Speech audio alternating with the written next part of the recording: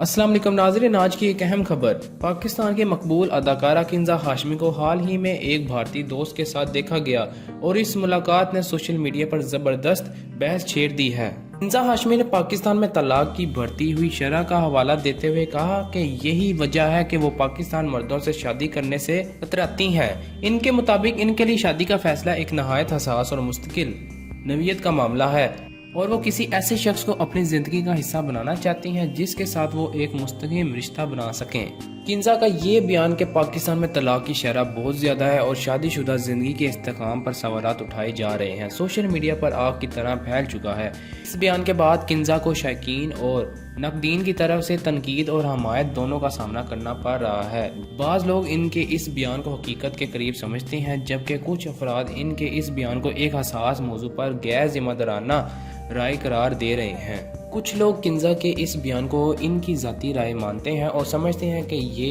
इनका हक है कि वो जिससे चाहें ताल्लुक़ बनाएं और अपनी ज़िंदगी के फैसले खुद करें। इनकी हमायतों का कहना है कि ये एक औरत का हक है कि वो अपनी ज़िंदगी के अहम फैसलों में अपनी तरजीहात और अपने तहफ़्फ़ुज़ात का इज़हार करे।